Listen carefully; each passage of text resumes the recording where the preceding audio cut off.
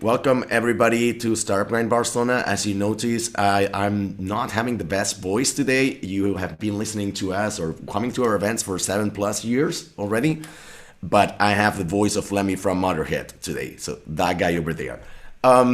This is our event number. I don't even know what event have we got right now because we have been doing so many events since we started doing the online version of Startup Grind Barcelona.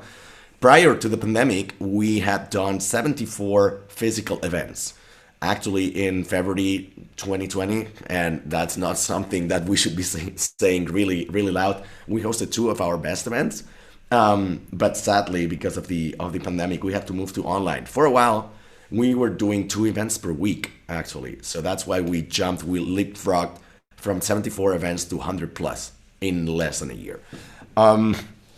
For those not familiar with Startup Grind, I don't know where you have been hiding under in the last 7 years, because in Barcelona we have been doing this since February 2014. We have been hosting our monthly event, usually in Movistar Center in Plaza Catalunya here in Barcelona. We have been hosting tons of different entrepreneurs, investors, or innovators, disruptors, even some celebrities every now and then. And our events usually have got a part with an open mic. Our events have got a central part, which is a fireside chat, and then the networking, right? However, in the online version, we're only doing the fireside chats. And a couple of things that you ought to know about Startup Grind is, first of all, is that we are the largest communities for entrepreneurs all around the world. We've got a very specific set of values. We believe in giving, not taking, in making friends, not making contacts, and helping others before helping yourselves. So if that's something that resonates with you and you don't have a Startup Grind chapter in your city, we're actively looking to open chapters everywhere else, right? The fact that we are in Moldova, Mauritius, Andorra, and Gibraltar isn't enough for us. We're hungry. We still want to expand to other cities. So if you want to start a chapter in your city, kindly drop us a line.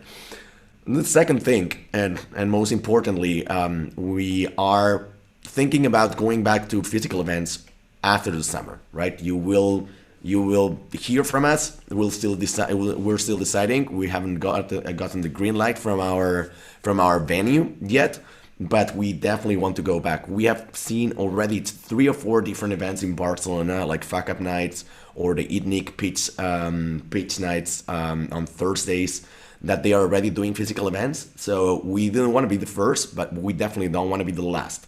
So keep checking our newsletter, subscribe to our newsletter, and we will let you know when we're back. So without further ado, let me introduce you to our speaker tonight, because if you're on Twitter, you're probably very familiar with him, Samuel Gil. He's a partner at JME Ventures. He's currently based in Madrid in his beautiful office. So welcome, Samuel. How are you doing? Doing very well, thank you. Thank you for having me. The fact that we're interviewing Samuel tonight is because out of the VCs, there's a ton of VCs out there, and we're going to be talking about this at length. There's a ton of VCs out there, but I think that you've got a very distinct way of managing your community, and perhaps that also has got an implication on your deal flow, right? What has been your strategy always to share that much amount of content, this culture of transparency and openness, and how does that have to do with your deal flow as a VC firm? First of all, thanks a lot for saying that we are doing something different, right? In this world in which we actually sell a commodity, which is money, right? We all try to differentiate ourselves. In our case, actually, what I'm going to tell you is a narrative that I'm going to fit in retrospective, because this is not something we've thought about, or right? So it just happened, and over time it has evolved, and it's more or less what you're seeing right now. But there's one thing. So we believe that when you invest in a company, there is a lot of information asymmetry. On one side, there are many things that we as investors don't know about the company, because it's very difficult. In a private company, there are many things that during our analysis we don't know. And on the other side, there are many things that the entrepreneur doesn't know about the investor, right?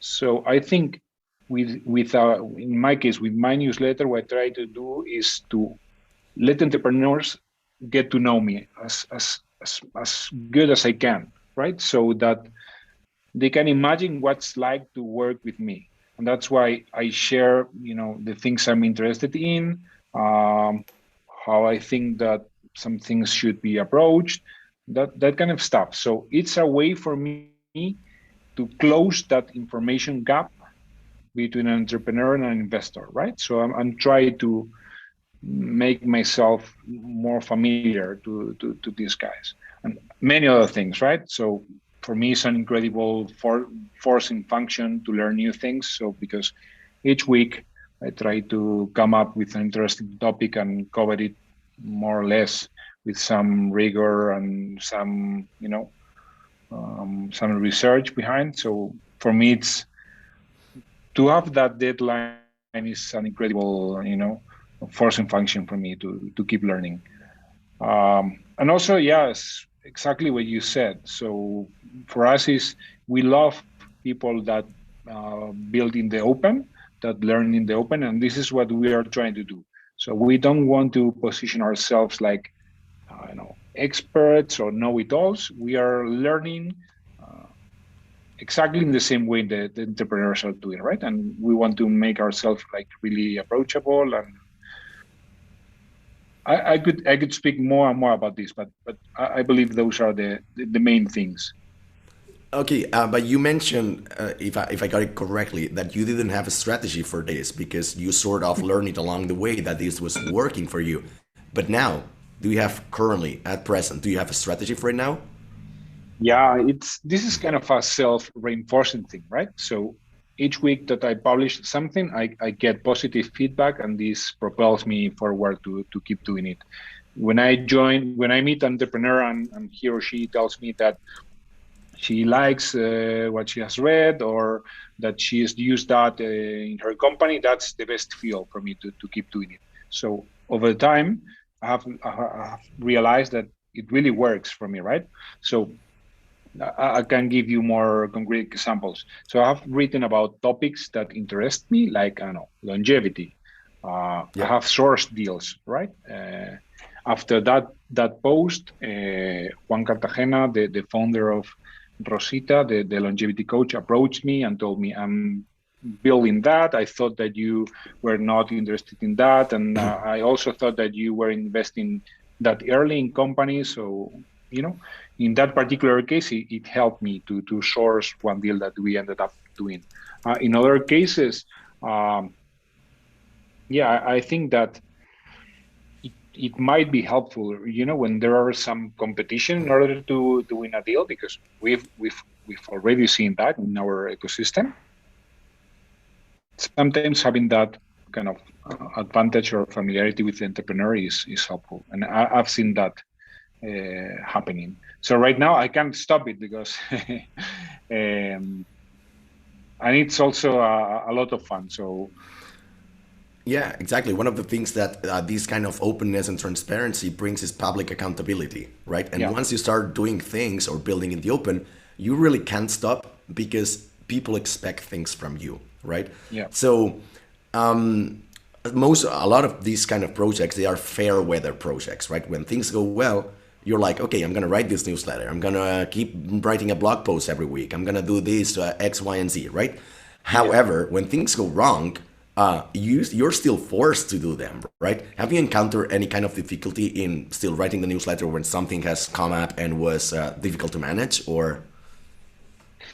What I've really realized over time is that networks work in the following way. So if you provide a lot of value to a network, you're gonna get it back to you, right? So that's what I I try agree. to do. I try to, post interesting stuff in Twitter or, also with the newsletter. And then since I am kind of giving first or giving, then when I need something from the network, I am receiving it magnified, I don't know, 1,000 times, right?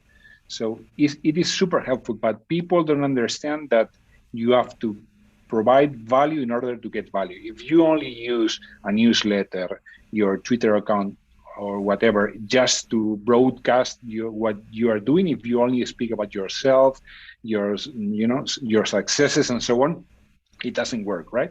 People is not interested in hearing about you, or there has to be a balance, right? So perhaps you out of 10 tweets, you can tweet 9 interesting things and then one thing about you, your portfolio companies, your fund, whatever. But people are really tired of people just speaking about themselves and so on.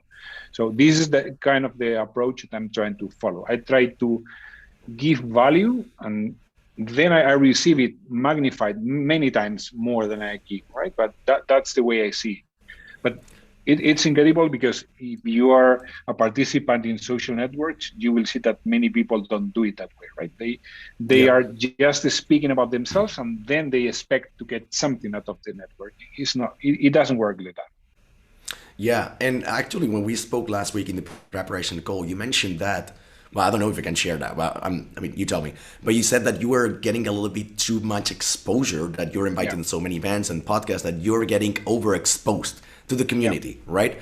And maybe that your message gets diluted. However, there's an incentive to keep doing that, because I don't know about you, but like probably it works very well for you. Every big appearance that you do, it generates more deal flow, or it brings value to your company, or it opens doors to another kind of contacts, whatever, right? So how do you balance that?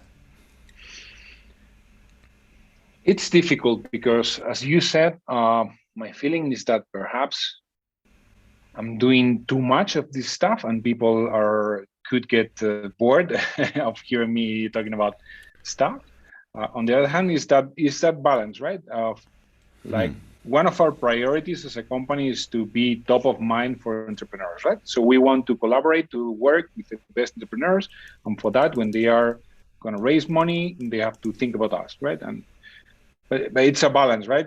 Too much of a good thing, and I'm not implying that I'm a good thing, but even of the best thing in the world, too much of it could be Yeah. harmful, right? So I'm trying to find that balance. But actually one of my um, projects for this year is getting better at saying no, but it's difficult, right?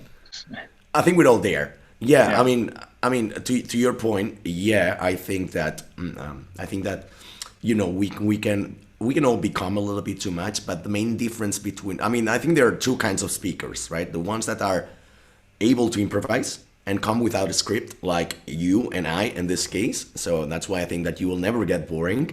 And the ones that have a script, and those ones are good for one or two or three events, but you know that every time they speak, they have got to say like this very same things, right? And we all know who they are. Like I'm Yeah. tired of seeing these people in events, right?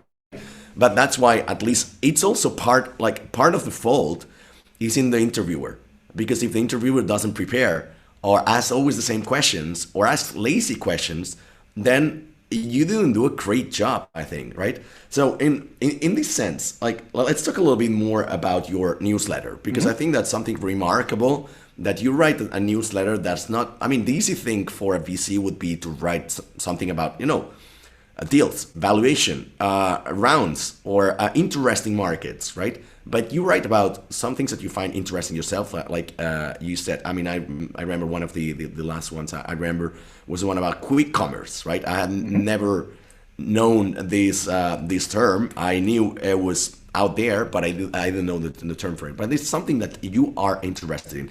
How did the newsletter come about? And right now, how do you manage it inside the company? Is it something that you do on your own? Yeah, so it started actually with a different format. It started as a compilation of links, so as a curation, the Yeah. 10, 15 things that I found interesting during the week. I wrote the links and then a very short like summary or comment on why I found that article interesting. Yeah.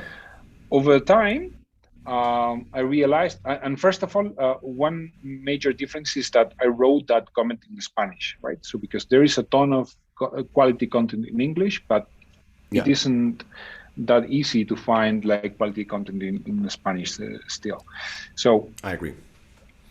I got some positive feedback about that. Then that comment start like taking more space in the newsletter, and in the end, it become it ended up being the newsletter. So I forgot about links and just I ended up writing an article each week.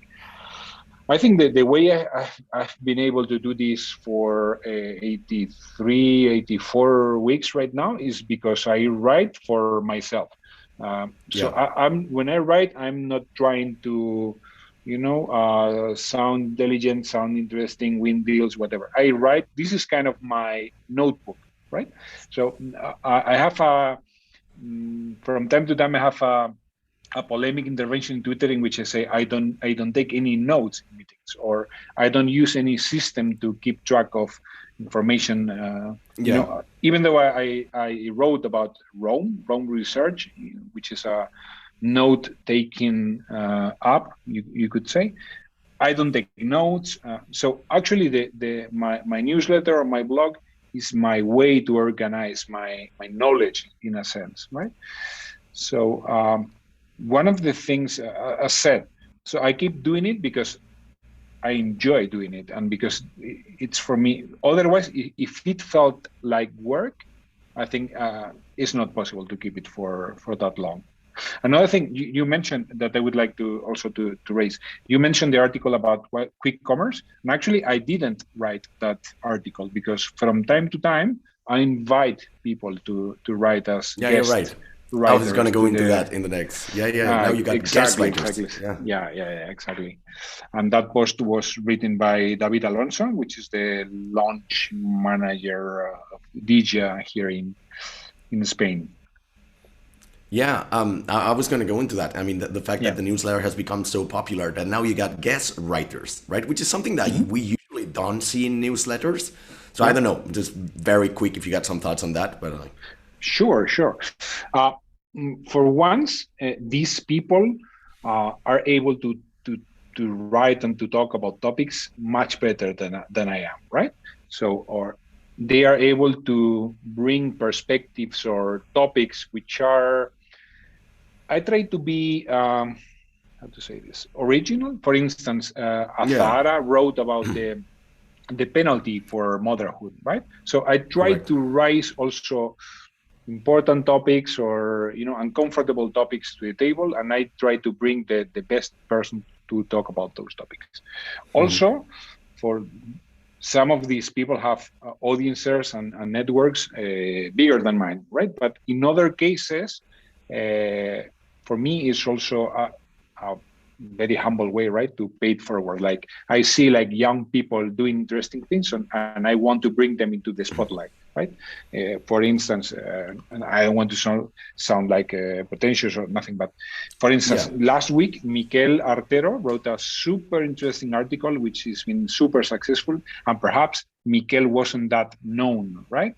So I'm yeah. also trying to, you know, uh, people that are doing amazing things, but they still they are young and they don't have yet an audience. I try also to help them be more known in the ecosystem and so on. So it's a mix That of things, and also, that of course, and I cannot forget it. It gives me also some breathe, right? Like I can yeah rest for 1 week for a without week. writing. Sometimes it's super good because I have some personal commitments, job commitments, or also because I am, as I'm doing it now, preparing something which requires longer, right? So it's super helpful for me to have some more time to do that. And that's very generous. Actually, I can relate to that because one of the things that, 1 year ago, we launched the Mars Space podcast. And I have been interviewing and having conversations with people that are perhaps not so famous, not so well known, they don't have an audience, and that sadly, they wouldn't sell any or not a lot of tickets in an event of Startup Grind. And I said, but I want to interview these people. I want to talk to these people. I want to give them an audience, right? And Yeah. so I understand that. However, there's one thing that I really don't understand from what you said, right? Or maybe I don't share because I remember when I Yeah. started reading these guest newsletters, my first reaction was like, yeah, but I'm subscribed to this newsletter to read how Samuel thinks, right? Hmm. And I'm getting stuff from other people, Yeah. and so I don't know. I find them less interesting in the sense that like they look much more professional in this. Maybe professional is not the right word. Sorry, it's more. Your content is much more organic and comes from the heart in the sense because Hmm. you're pouring your heart out there. Whereas Yeah. these people maybe they over prepare for your Yeah. audience, right? So I don't know if Yeah. that's kind of like diluting your message. And do these kind of issues perform better or worse than the regular ones? I would say they tend to perform average or better than average, All right? right, that's interesting. Also, for me, when I invite someone with an audience, it helps me bring their audience Their into audience, correct? mine, right? This is kind of also a win-win deal in those cases.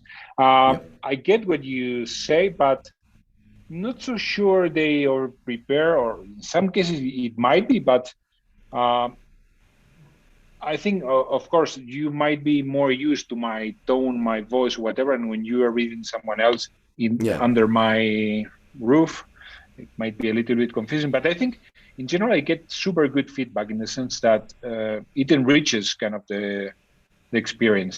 And also, my job there is sometimes my job is to write about something, and other times my job is to find those, hidden diamonds and bring into light, right? So The diamonds in the rough. Yeah, yeah, totally. Actually, and circling back to the strategy of your VC firm, right? One thing that we yeah, have seen in the recent years is that VCs started hiring people not coming from traditional VC or banking, yeah, hmm, right? And in your case, you hired Ivan. There's K Fund that hired Jaime. There's the guys from Draper Esprit. They had Oli, which was super active on community building, and they have a very different perspective on things. Why do you think this is happening? Is it because VCs? There's so much competition right now that VCs need to stand out by having somebody publicly active on Twitter, social media / traditional media, or is it because the role of these people can give also a diverse point of view inside the company? both things probably. So if you're a journalist actually and you are researching something, so first of all, there is this super famous guy whose name I have just forgotten, Sequoia, who was formerly a journalist. He's uh, super famous, and actually, there are several examples, several instances in which journalists have become really successful VCs. And I think Yeah, it's because the job has some similarities in which you have to research a topic, right? You have at the beginning, you have very small information, then you have to research and make a kind of a case about it. So there might be something about that. Also, um, and this is more perhaps more the case of Jaime. Jaime, as a former journalist, he knows very well how to approach the press, right? And one of the correct. values that VC can provide is to provide visibility to the company they have invested in, right? So one of the things that when a VC invests in a company is not just the money, but one of the tangible values is some kind of validation, right? Which might be helpful in order to hire people, to attract further capital, and so on. So when someone invests in a company, it's sometimes, not all the times, but many times, it's useful to make some noise, right? So if you have that knowledge in your house, like Jaime does, or other guys in other funds, that's useful. I think that's really useful. And on top of that, but as said before, Jaime, before joining K Fund, he displayed that he's like super interested in startups. I think that's Correct. Yeah. the most important thing for us when we hired someone. Same case for Ivan, is that you have to take some risks, because this is not the best market in the world, right? So there are many other ways to make money better than usually than working around the startup. So if someone is like taking the leap, taking some risks because he really is interested in helping founders build stuff, that's what excites us, right? And we saw that very clearly with Ivan and the work that he was doing with startup riders and that he's still doing. And I think that was also the case with Jaime, right? So he wrote about startups for a long time before joining K Fund. Yeah, I mean, you mentioned the clear case of Sequoia, but I think like if one of the reasons why the tech scene went boom at least 20 years ago in the United States, I think from my humble perspective, is that they started hiring people from non-conventional Yeah. degrees or even backgrounds, right? And they wanted somebody to be in charge of communication, and they would bring in a journalist or a writer or an artist, right? And that happened the time around when Google started, and so they kind of like they ended with the what we call the titulitis, right, around here. However, Yeah. in Spain, this is still not like, it's kind of like you sit in one company. It's more the exception than the rule. Do you Yeah. think this is going to happen anytime soon, or are we just daydreaming here? I think this is not this doesn't happen only in our sector, right? It happens Yeah, in everywhere else in the economy. In the UK, for instance, if you work at a hedge fund, you can hire a musician, a violin player. I've seen that. In Spain, it's much more common what you said, like hiring people who has followed like the traditional route, right? I don't know if that's gonna change. I have no idea, but in our case, if you are investing in companies which by definition do unconventional things, you have to bring into your thinking process unconventional people, right? So I think super important. is this part also of the strategy of getting earlier and earlier in deals? Let me give some context here, right? Yeah. I think there's like a very huge competition, fierce competition in VCs. And whereas before, a Series A plus VC would be like, yeah, just introduce me companies who want to raise a Series A. Nowadays, they're like, we will only invest in Series A, but please let us know in early seed, right? Or even pre-seed. We want to talk to Yeah. them right away, right? This was something unthinkable 20 years ago, but now it's more and more the case. Why do you think that happens? Is it because like this fierce competition, or It could be several things. Competition for sure. So we are seeing international funds like being really comfortable investing in Spain, and they dare to do it like yeah, earlier and earlier. So that puts some pressure on us, on the local funds, right? Or the funds pursuing a geographical focus. That's one yeah, thing.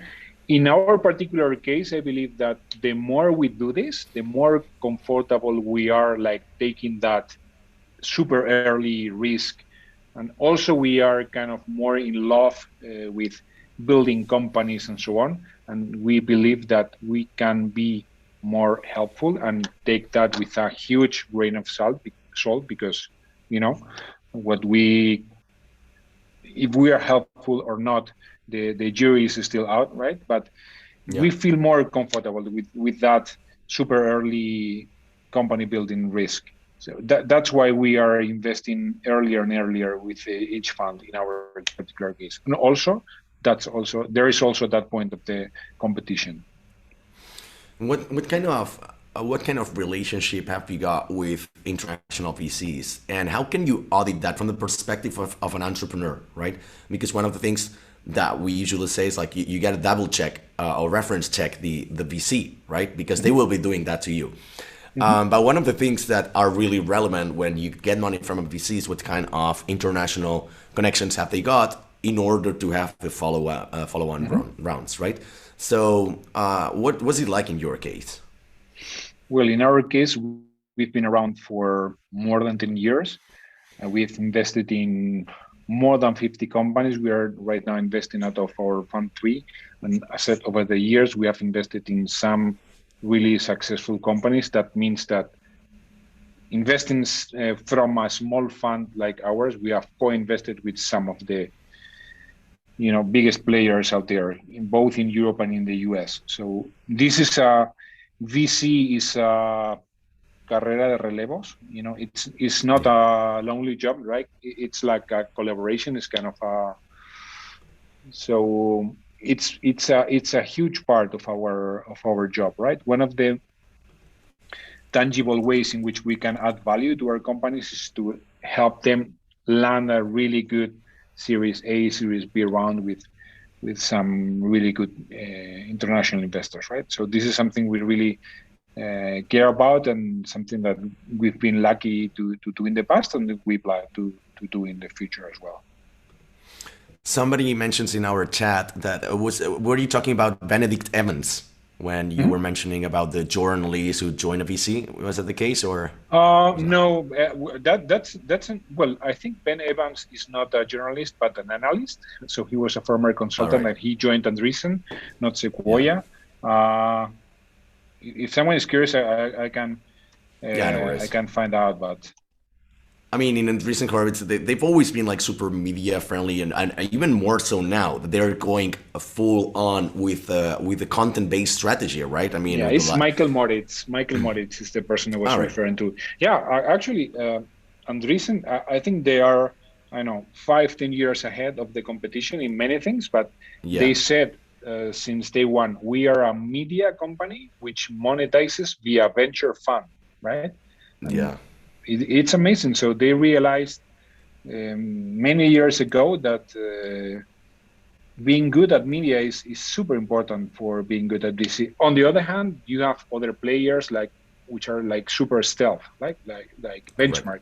They don't even have a website, right? And they are one of the most successful investors right there. So this is something that I see in so many places. Like one strategy works and the complete opposite strategy also works, right? You have to yeah, find the one which suits your personality better, and that's the most important thing in life, like finding your style, finding your way of doing things, because many of those things work, but if you are authentic, right, if they kind of suit your way of seeing the world, if you are like this and you're trying to act like that, it's not gonna work. You have to find your DNA. um, but we've seen that it's really funny. It's like I was talking to my friends here, to my colleagues before.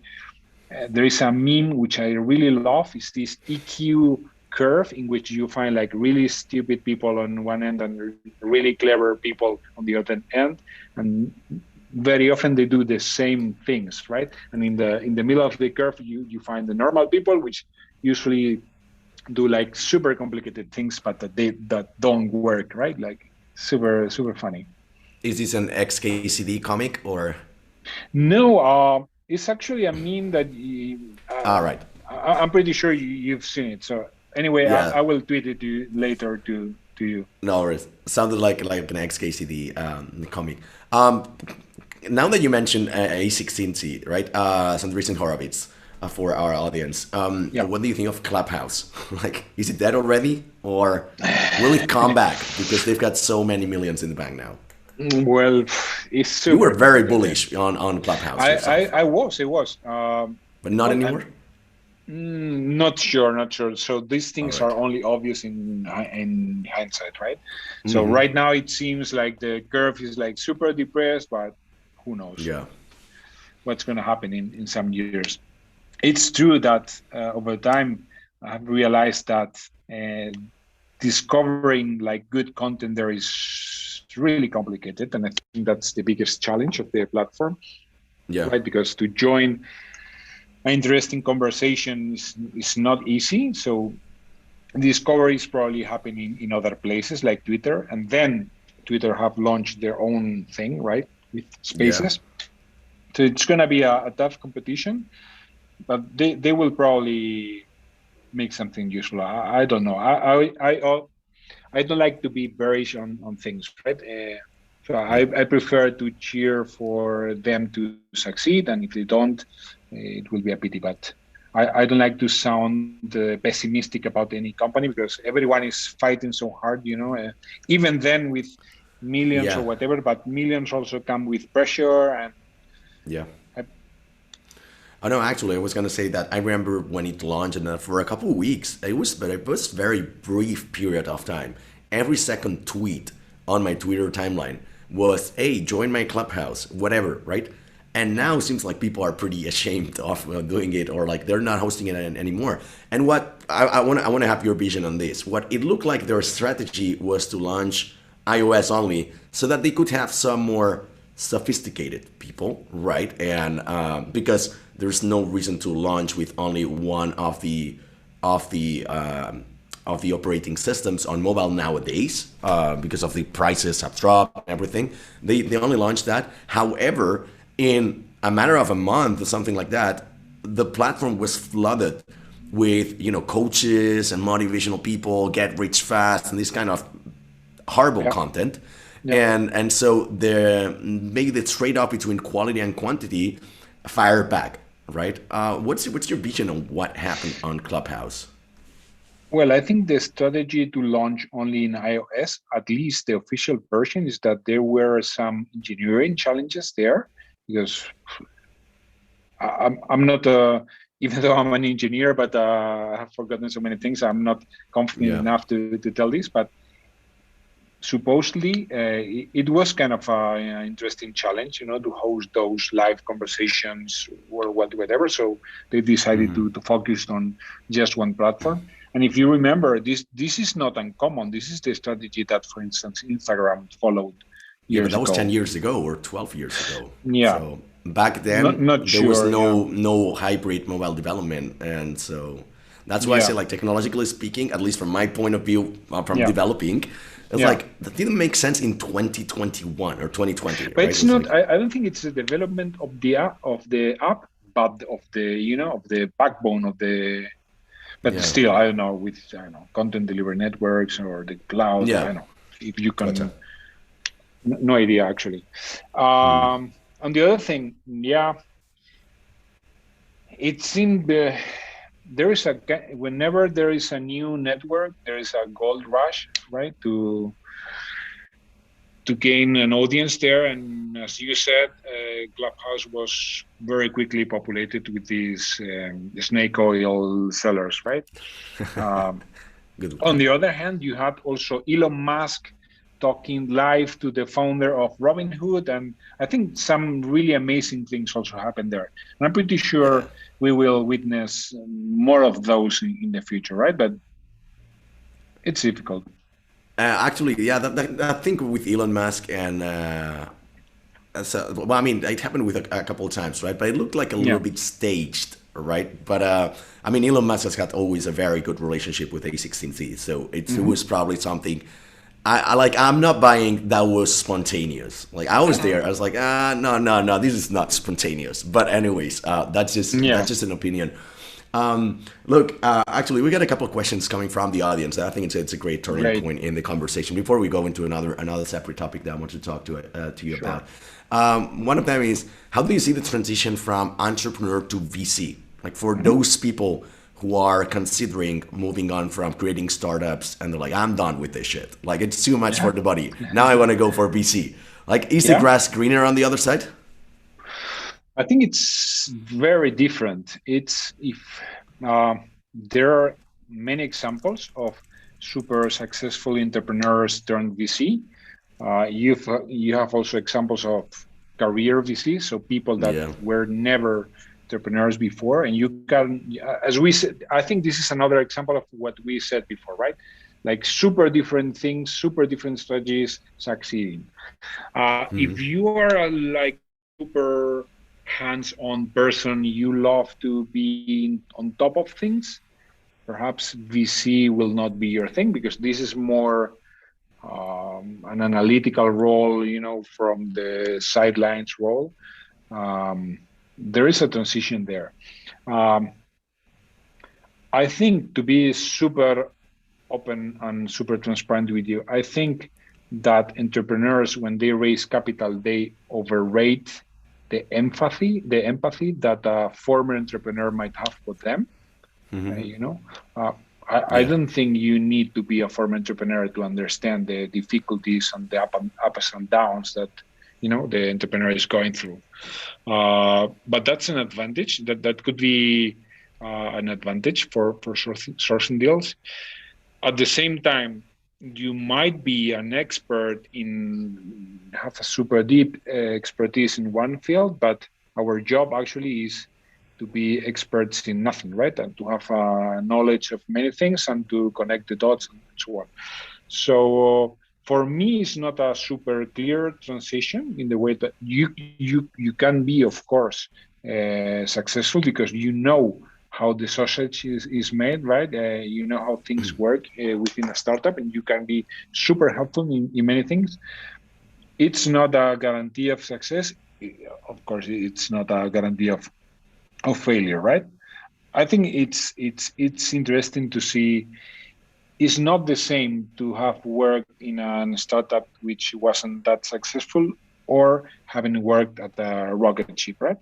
I think that's really useful to see how a really super high growth company works. That's an experience that could be really helpful as a VC.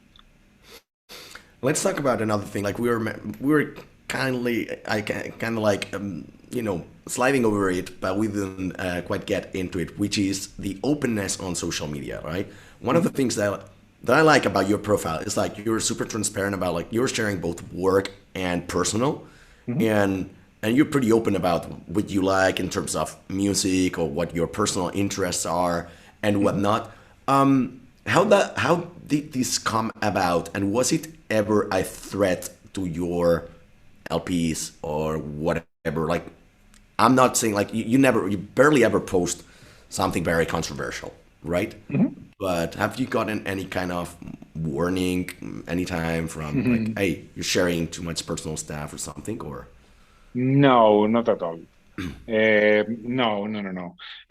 As you said, I share personal things, but I try not yeah, to tweet about politics or I don't know, you religion or huh? all right. No, yeah, I mean, you try not to because we've seen the case of other VCs in Spain that are very active Yeah, in the politics scene. Like, I didn't want to go into that, but like, let's talk about this, right? So talking about politics, I like one of the things that I know, like, you barely ever post about politics, and if so, it's like once per year, right? So it's not very yeah. intrusive in the things It's that you it's a do. super. My newsletter is called Suma Positiva, Positive Sum, and I think that Yeah. the politics right now is exactly the opposite. This is a super divisive thing, right? Rather than trying to build something together, they are trying to. When has it been Uh, any different? Like, yeah, when I has it know. been any different? Perhaps never, right? I don't remember it. Like, Yeah, yeah, yeah. So it's not that, of course I have my opinions but it's not something I'm like I know. I think if you follow me, you follow me for other things, not to hear my opinions on politics, right? So even yeah. though, yeah, as you said before, I think you have to show your true self and share what you're passionate about and so on. But some topics are like so divisive, so subjective that I prefer not to touch them. But then, in the spirit of transparency, right, that we were discussing before, like perhaps I'd rather know what your views on certain subjects are if I'm gonna Yeah, be tied to your money. I don't know. yeah, I'm thinking out loud here. So yeah. I know what the color in politics for other people's other VCs, especially in Madrid, are because they're super open about it and very Yeah, very motherfucking intense, right? yeah, yeah, yeah, But maybe I'd rather want to know that than just discover it down the line. I don't know. yeah. Um, you could ask for once, right? So if Yeah, you ask me in correct. private, I could answer you. Not gonna ask now. Uh, Don't worry. I don't know. You could even ask right now. It's not a Yeah, yeah, problem. But as said, I believe that in the end, what matters are the persons, right? It's the same like when you choose there is a saying that when you yeah. choose an investor, you are choosing the person, not the firm. It's the same like this. So even though you think exactly the opposite of what I think about politics, I think we still should be able to collaborate together Oh, because correct. Yeah, 100%. yeah. So you know, if we are doing it right, so in politics there are no blacks and whites. Everything is gray. If Yeah, something was obvious, it should have been solved many years ago, right? Everything is like yeah, super complicated, and there are every kinds of trade-offs. So I'm pretty sure you are not right, and I'm not right either. So yeah. why don't let's take that to the side and build something together? That's my view. Yeah, the reason why I'm bringing this up is because for one, I am also very active on Twitter for politics, right? And Mhm. my political inclinations are very on the clear. And but throughout the years, a lot of people have mentioned like, hey, aren't you worried that this will affect your deal flow as a CEO of a company, right? And you're doing Yeah. services, and you might have clients here and there. And we do have clients in Madrid, for instance. I'm like very open about the independence, being pro independence, right? But like, Yeah. and they don't care. But like, and the reason why I'm bringing this up is like maybe this loses me some clients, but wins me other clients, right? So that's why I think it's very interesting how polarized these are. Definitely. And you know what? So I'm super interested in debating ideas and things, and I'd Yeah, love to debate with you about your views on that. But the problem is that many people are not interested in debating ideas. They take it like yeah, super personal, right? And especially on Twitter. yeah, well, in Twitter is over time, and as your audience grows, you realize that one of the worst things you can do with your time is to reply to tweets. You can, is I don't know if it's sad or not, but that's a little bit my experience. It's not usually it's not a constructive thing. It Oh, develops it in is not. something like a super destructive, like really quickly, because it's really hard to have an argument, in 280 characters or whatever. I'm the same. So, yeah, I do agree that it's a little bit risky business to, express your Yeah. political opinions. Uh, but if that's you, that's what you should. If for you that's like something like super, super, super, super important, I think you're doing well, like showing as you are. Yeah, I mean, like, Authenticity is super important, and yeah, it is. And like, the funny thing is that, like, over the years, I've only gotten complaints from VCs, especially from Madrid. They're like, dude, you're too intense, or like, why are you sharing this? It's like, why do you care? You're like, you're not my client. You cannot tell me to shut up, right? But anyways, but on the same top, like by the same token, Mhm, maybe that's something like politics is something you don't open up that much on mhm, social media when you're starting out because your company is at risk. But once you gain a position of power, you mhm. start being more open about certain things. Like for instance, Or also, yeah, oh, sorry, I, go I ahead. for I yeah. So I only tweet about politics when there is something that I really find, I don't know, super disgusting, for a better word. So, for Yeah, instance, when Vox did this campaign about using the menas, this, yeah, I found that super disgusting, and I tweeted against that, for instance, right? So, there are yeah. some times in which I cannot bite my tongue and I have to say something, but then most of the times I regret it afterwards. But you cannot Yeah. help yourself sometimes. No, I 100% I agree with that. You also like shared something in one of the latest podcasts. I think it was in the podcast of Novicap. You Mhm. talked publicly about the use of hallucination. I don't even know the right word for that. Yeah. Is that something that you would have spoken about when you were starting the fund, or you're doing it now because you're in a pretty comfortable position? No, I think since day one, I've been super free to speak my mind about any topic. And if you are a VC and you are not open-minded to talk about drugs or whatever, I think you are in the wrong spot, right? So we are hearing all day, and really, we are really grateful for that. Really like crazy ideas and super unconventional things. So if something is I said, I love to talk about ideas, and if something's a taboo, or I'm super interested in hearing why is that, and you know, It's weird because I remember when we interviewed Carlos Blanco 2018. He said something like, "I would never invest. I would even do tests, drug tests to people." And Mhm. then I was like, "Dude, if you really did that, like literally everybody I know in the startup scene in Barcelona takes drugs. So like you wouldn't have invested in any company, right?" Maybe I'm Mhm. over exaggerating here, but it's true. Like I'm not only talking about the hallucination effects or sorry drugs. Is there any other like red flag that you wouldn't consider as a VC? Is there like one red line we shouldn't be stepping over when we are But pitching you, you? you mean investing, or if we? Yeah, I'm not like it's something like if what kind of people you don't invest in? Because Oh, like the direct thing is not like something you find out like really quickly, but like solo founders or what kind of. mm, no, of course, there are some le urban legends sometimes. Actually, by Yeah, the way, 2 weeks ago, I wrote about those things that which are like common knowledge. You shouldn't invest in solo founders. You shouldn't invest in marriages. And then you yeah. look at the data and you find out that there are like many unicorns founded by, well, not many, but at least a decent amount founded by marriages or by solo founders. So Yeah. that was a mind opener for me. No, I think we try to be like super open-minded, and there are no red flags in terms of what you think, what you do, um, at least consciously. Of course, then there are a lot of biases that operate unconsciously, right? uh, but no, I Um. wouldn't say.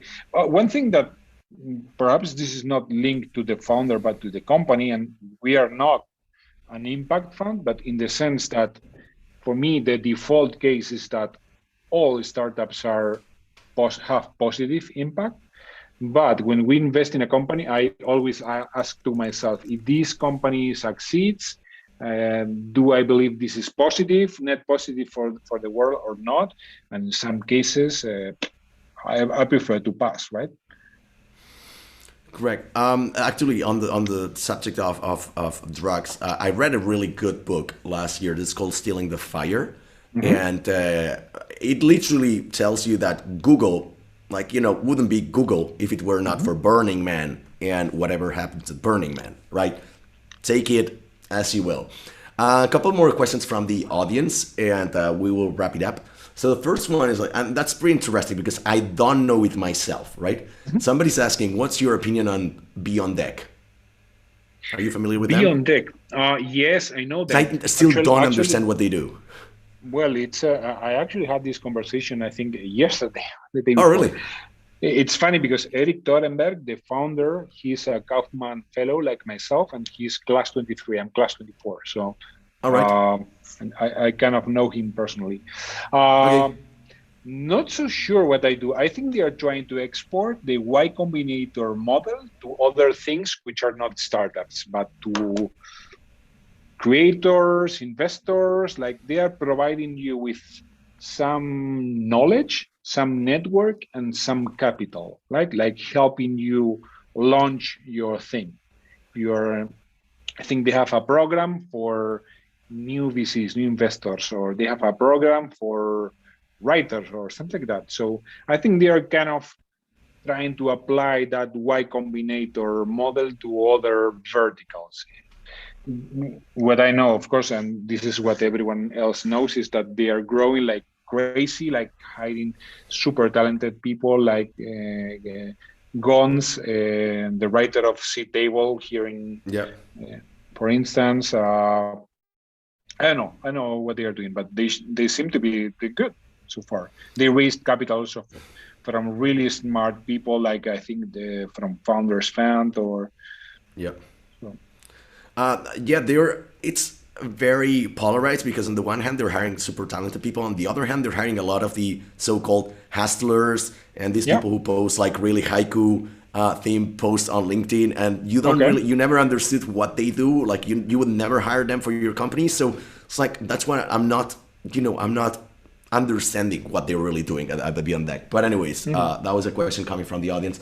Let's take the last one, which would be, what is a quality or trait that you look for and value more in founders than other investors?